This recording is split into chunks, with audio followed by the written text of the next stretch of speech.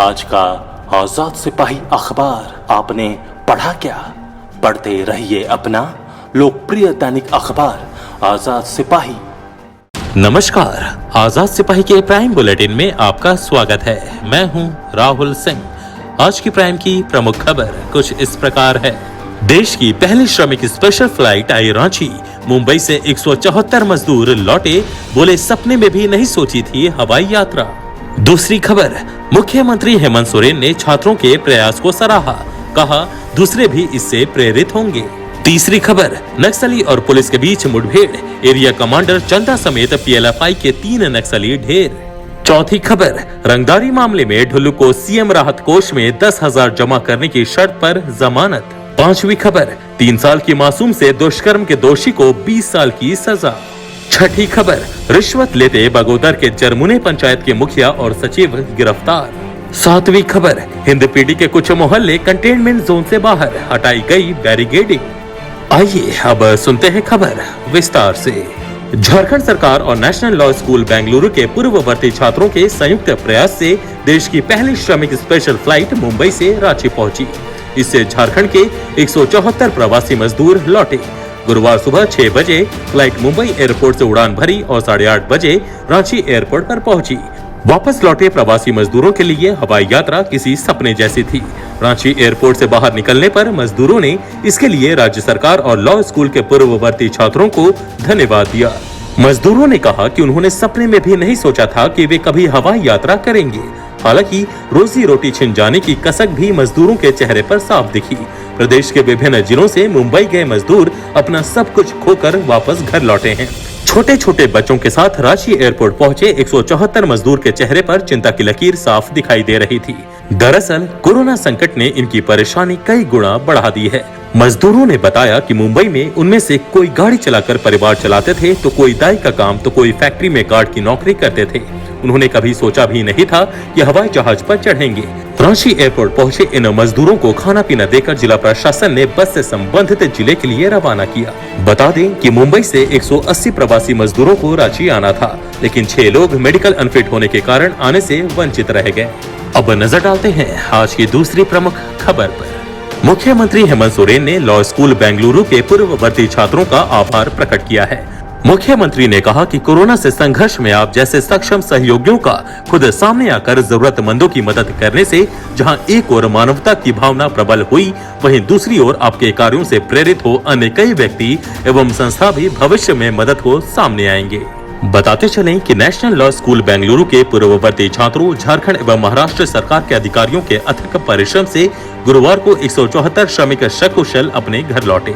इस नेक एवं अद्वितीय कार्य के लिए मुख्यमंत्री ने alumni network of national law school Bengaluru का आभार प्रकट किया। अब नजर डालते हैं आज की तीसरी प्रमुख खबर पर। चाईबासा के टेबू थाना क्षेत्र के मनमारू, बेड़ा और केंताई के जंगल में गुरुवार सुबह सुरक्षा बलों और पीएलएफआई नक्सलियों के बीच भीषण मुठभेड़ हो गई। मुठभेड़ में पीएलएफआई एरिया कमांडर चंदा समेत 3 नक्सली मारे गए, जबकि एक अन्य घायल नक्सली को इलाज के लिए चक्रधरपुर अनुमंडल अस्पताल में भर्ती कराया गया है। मुठभेड़ के बाद बाकी नक्सली जंगल का फायदा उठाकर भागने में कामयाब रहे। फिलहाल नक्सलियों के खिलाफ जंगल में सर्च ऑपरेशन जारी है। मौके पर डीआईजी, एसपी, सीआरपीएफ डीआईजी मौजूद हैं। आईजी ऑपरेशन साकेत कुमार सिंह ने बताया कि मुठभेड़ में 3 नक्सली मारे गए हैं, एक अन्य नक्सली घायल हो गया है। उन्होंने बताया कि AK-47 के साथ भारी संख्या में हथियार बरामद किया गया है। जानकारी के मुताबिक नक्सलियों के जंगल में होने की सूचना पर सुबह सीआरपीएफ और जिला पुलिस ने सर्च अभियान चलाया। इस दौरान नक्सलियों ने पुलिस को देख फायरिंग शुरू कर दी। इसके बाद सुरक्षा बलों ने भी जवाबी कार्रवाई की। फिलहाल चंदा के अलावा मारे गए 2 अन्य नक्सली और घायल की शिनाख्त नहीं हो पाई है। घायल नक्सली का इलाज चक्रधरपुर अनुमंडल अस्पताल में हो रहा है। अब नजर डालते हैं आज की चौथी प्रमुख खबर पर। रंगदारी के एक मामले में विधायक ढुल्लू महतो को कोर्ट ने मुख्यमंत्री राहत कोष में 10,000 रुपए जमा करने की शर्त पर जमानत दे दी है। मुजफ्फरपुर निवासी इरशाद आलम से 40 लाख रुपए रंगदारी मांगने के मामले में जेल में बंद बागमारा के भाजपा विधायक ढुल्लू महतो को अदालत ने जमानत पर मुक्त करने का आदेश गुरुवार को दिया। गुरुवार को विधायक ढुल्लू के अधिवक्ता SN मुखर्जी, राधेश्याम गोस्वामी एवं NK सविता की दलील सुनने के बाद जिला एवं सत्र न्यायाधीश आलोक कुमार दुबे की अदालत ने ढुल्लू महतो को जमानत पर छोड़ने का आदेश दिया। जमानत की शर्त यह है कि विधायक ढुल्लू महतो 10,000 रुपए मुख्यमंत्री राहत कोष में जमा करेंगे। बता दें कि मुजफ्फरपुर सोनबरसा निवासी इरशाद आलम की शिकायत पर विधायक ढुल्लू महतो समेत 5 नामजद के विरुद्ध प्राथमिकी 22 मार्च 2020 को दर्ज की गई थी। हालांकि रंगदारी मामले में जमानत मिलने के बाद भी विधायक ढुल्लू महतो अभी जेल में ही रहेंगे। अब नजर डालते हैं आज की 5वीं प्रमुख खबर पर। पॉक्सो की विशेष अदालत ने गुरुवार को 3.5 साल की बच्ची के साथ दुष्कर्म करने के दोषी रांची के गौस नगर गड़ा टोली निवासी शकील अहमद को 20 साल कैद की सजा सुनाई। साथ ही अलग अलग धाराओं में 40,000 रुपए का जुर्माना भी लगाया। जुर्माना नहीं देने पर 3 महीने की अतिरिक्त सजा होगी। अदालत ने वीडियो कॉन्फ्रेंसिंग के माध्यम से सजा सुनाई। आरोपी अभी होटवार जेल में बंद है। सजा सुनते समय उसे भी वीडियो कॉन्फ्रेंसिंग के माध्यम से अदालत में पेश किया गया। बच्ची के पिता ने सदर थाना में आरोपी के खिलाफ प्राथमिकी दर्ज कराई थी। घटना के बाद 4 मार्च 2019 को आरोपित को गिरफ्तार कर जेल भेज दिया गया था। अब नजर डालते हैं आज की 6ठी प्रमुख खबर पर। एसीबी की धनबाद टीम ने गुरुवार को गिरिडीह जिले के बगोदर प्रखंड के जरमुने पंचायत में भ्रष्टाचार के खिलाफ कार्रवाई की। जरमुने पंचायत के मुखिया शंकर पटेल और पंचायत सचिव अवधेश कुमार यादव को गिरफ्तार कर लिया। दोनों को बगोदर से धनबाद ऑफिस में लाकर पूछताछ की जा रही है। एसीबी को जरमुने पंचायत के मुखिया और पंचायत सेवक के खिलाफ भ्रष्टाचार की शिकायत मिली थी। इसके बाद गुरुवार को कार्रवाई की गई। शिकायतकर्ता जब रिश्वत दे रहा था उसी समय दोनों को गिरफ्तार कर लिया गया। अब नजर डालते हैं आज की 7वीं प्रमुख खबर पर।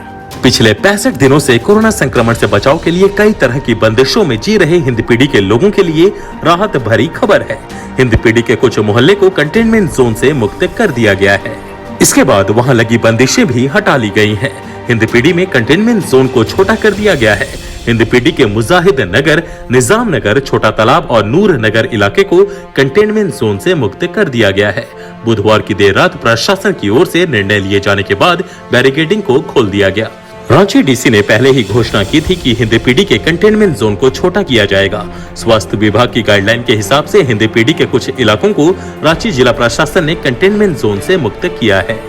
आज के आजाद सिपाही के प्राइम बुलेटिन में बस इतना ही। देश विदेश की तमाम बड़ी खबरों के लिए आप पढ़ते रहिए अपना लोकप्रिय दैनिक अखबार आजाद सिपाही। और हाँ, आप हमारे इस YouTube चैनल को सब्सक्राइब करना ना भूलें। जुड़े रहिए आजाद सिपाही के साथ। धन्यवाद।